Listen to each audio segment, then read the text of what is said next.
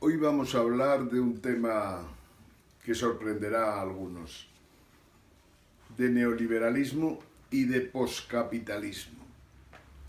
Como siempre, desde Pirineo Sur, en su capital, la ciudad de Jaca.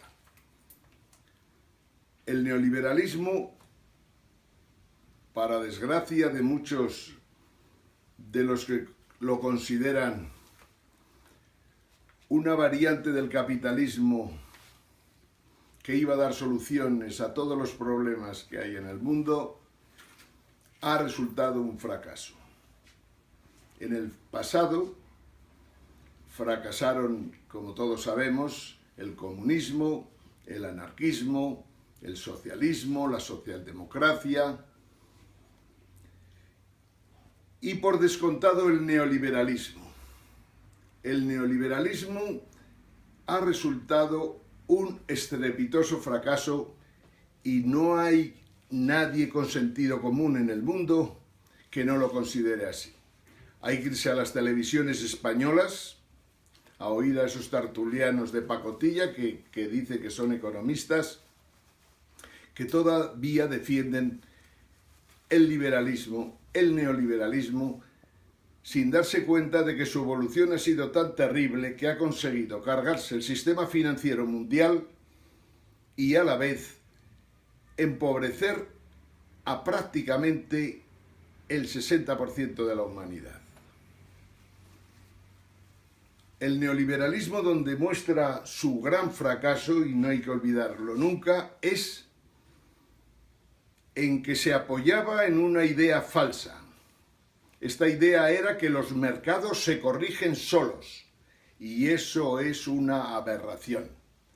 Los que hemos defendido siempre los mercados en todos aquellos sectores o subsectores en que se forman los precios con competencia,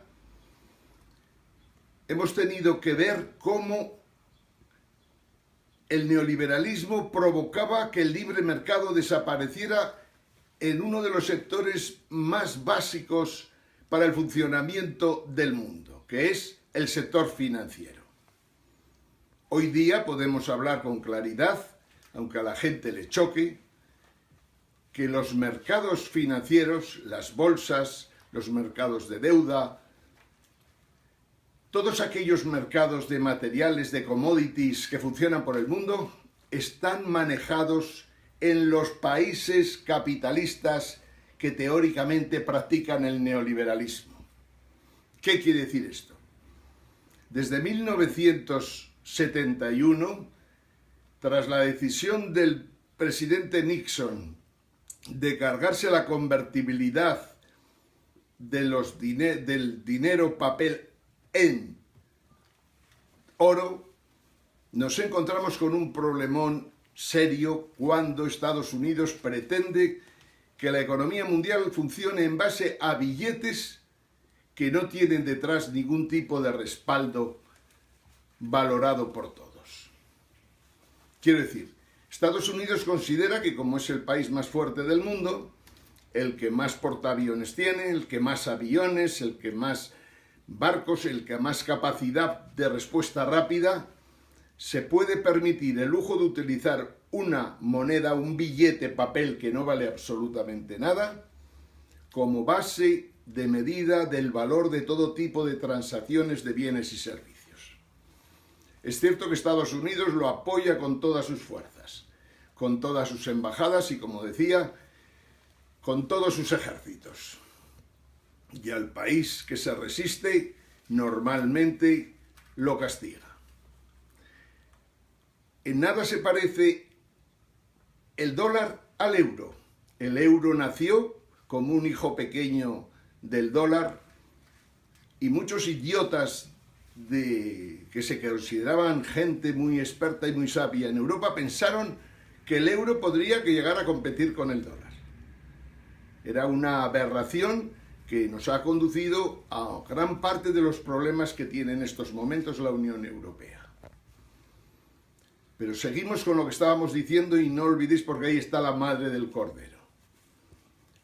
El neoliberalismo decía que los mercados se corrigen solos, que hay que dejarlos desregularizados, desregulados, que no existan fronteras financieras a lo largo y ancho del mundo, que era la base de la globalización que pretendía Estados Unidos. Bien, esto ha fracasado. Ha fracasado porque es falso. Los mercados no se regulan, y los mercados financieros menos todavía. Un viejo amigo, Varoufakis, decía que en el neoliberalismo hay dos gremlins que dan mal una y otra vez a lo largo de la historia, pero que en esta ocasión se han vuelto completamente locos. Los mercados financieros llegaron a crear tal cantidad de productos financieros que no tenían el menor contenido real, que hoy día ni con 50 años tendríamos bastante para ir suavizando la gran problemática que han creado esos gremlins alocados, que ha sido imposible volverlos a meter en la caja. La deuda se ha disparado a lo bestia, pero se ha disparado de tal manera que es imposible de controlar. Hay algunas sociedades de calificación, que también podemos criticarlas con claridad, que dicen que de aquí a 2030, 40, toda la deuda del mundo soberana, toda, será deuda basura. Tendrá la calificación de deuda basura, si las cosas siguen como están en estos momentos. Pero no está el problema, es que hay una deuda privada por ahí que todavía tiene mayores problemas y que todavía es más importante. Si hablamos de deuda soberana en el mundo, aproximadamente un 70% de lo que es el PIB mundial, la deuda que tienen el resto de los componentes de la sociedad, me refiero a empresas, bancos, particulares, etcétera, etcétera, es de prácticamente 300 billones. Completamente imposible devolverlo. Por lo tanto, es uno de los grandes temas que tiene Occidente, y no solo Occidente en estos momentos. Si las deudas no se pueden devolver, algo habrá que hacer. Bien, esto es culpa, insisto, del neoliberalismo, que desreguló todo y ha creado un problema que hoy día es prácticamente imposible de resolver, con medidas normales, con medidas inteligentes. La deuda que tiene Estados Unidos es impagable, la que tiene el Reino Unido también, la de Alemania, etcétera, etcétera. La deuda que tiene España, que no os lo dirán vuestros dirigentes políticos, es impagable. Y el hecho de que la Unión Europea en estos últimos tiempos haya tenido a bien, alargar el periodo para conseguir los déficits que España no ha conseguido en los últimos 6 años, quiere decir que se debe a algo muy importante, porque esto rompe todas las reglas de austeridad alemanas. Si a España le permiten 2 años más, diciendo que a cambio tendrá que ejecutar mayores recortes, lo que está diciendo Europa a nuestros gobernantes y al pueblo en general, que no acaba de entenderlo, es que si a España le forzaran a cumplir sus compromisos, España entraría en quiebra. España vive y sobrevive gracias a que nos están comprando deuda, a que el Banco Central Europeo nos está comprando deuda incluso a tipos de interés negativo, lo cual es una aberración. Mientras sigan comprando deuda a tipos de interés negativo, nuestros dirigentes políticos no abordarán lo que es fundamental en España, y es corregir el déficit. Si nosotros tenemos un déficit de 50.000 millones de euros, a pesar de los recortes que se han producido en educación y en sanidad, se debe claramente, si seguimos debiendo esto, a que tenemos una estructura territorial del Estado que es imposible de sostener. Y digan lo que digan, hagan lo que hagan, pase lo que pase, mientras España no coja el Estado de las autonomías y lo triture, no hay ninguna posibilidad de que España reduzca el déficit. No quiere decir que no lo sepan en Europa, faltaría más, que lo saben. Saben que todas nuestras comunidades están quebradas. Saben que si se aplicara la ley, las mismas leyes que nos hemos dado nosotros, todas estas autonomías habría que intervenirlas. Y una vez intervenidas, viendo que no hay manera humana de resolver los problemas, habría que cerrarlas. España solo puede reducir 50.000 millones si cambia el estado de las autonomías y además si se cargan las diputaciones y se carga todas aquellas empresas que no sirven absolutamente para nada. Pero ¿cómo nuestros políticos abordan nuestros problemas? Rajoy, un pollo que no sabe de economía nada de nada, decía que su objetivo primero era el déficit, el segundo el déficit y el tercero el déficit. ¿Y qué ha hecho? Incumplir el déficit todos los años que ha estado gobernando y este año que está mal gobernando todavía peor. Es que el problema no es recortar de aquí y de allá, no, es que la estructura territorial nuestra no se la puede permitir el país más rico de la tierra, que en estos momentos no tengo claro quién es. La realidad es que mientras España no cambie el estado de las autonomías y lo triture, como digo, no hay ninguna posibilidad de reducir el déficit y por lo tanto la deuda. La deuda es una espada de Damocles que la tenemos encima y que hay que tratar de abordarla. Entre otras cosas, porque en estos instantes somos conscientes todos de que nadie puede pagar la deuda. Todo el mundo es consciente de que los bancos están quebrados y que es una barbaridad seguir metiendo dinero en los bancos para salvarlos. Estoy hablando de nuestros bancos, pero igual podría hablar de los bancos franceses o de los bancos alemanes. España tiene que dotarse de un gobierno con gente medianamente inteligente. Como mínimo, que tenga presente que el mundo está ahí, nos rodea, nos fagocita, nos dice lo que tenemos que hacer.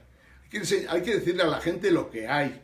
Si no reducimos el déficit, si no cambiamos el estado de las autonomías, si no somos capaces de conformar un gobierno con un sistema político que nos dimos en 1978, habrá que cambiar el sistema político.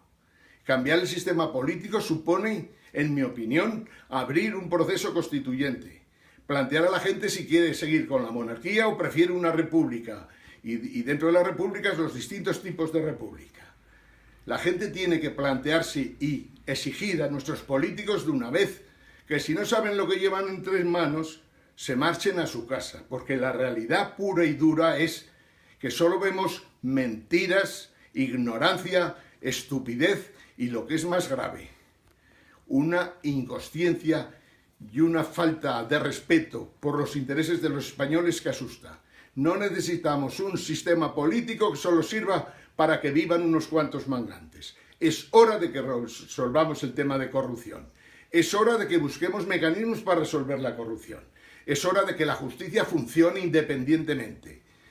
Y si no somos capaces de esto, señores, España camina al despeñadero, pero a una velocidad que asusta. Con esto, lo más importante era que el neoliberalismo ha fracasado. Nadie puede defender neoliberalismo para hacer política, ni nadie puede defender comunismo o anticapitalismo para hacer política. Y lo digo por todos, porque todos, en el fondo, todos los partidos que vemos hoy día en España son unos partidos que no tienen la menor idea de cómo ha evolucionado el mundo y de cómo tenemos que responder a un mundo en el que quien va a tener peso va a ser el poscapitalismo. El poscapitalismo, que no quiere decir anticapitalismo, poscapitalismo supone que durante un periodo largo el capitalismo y el poscapitalismo vivirán, pero tendremos que resolver sobre todo lo fundamental, ese gremlin maldito de los mercados financieros, hay que resolverlos antes de que sea tarde, porque si no resolvemos y lo atamos a ese gremlin, veremos la Tercera Guerra Mundial. Saludos amigos, desde Jaca para todos.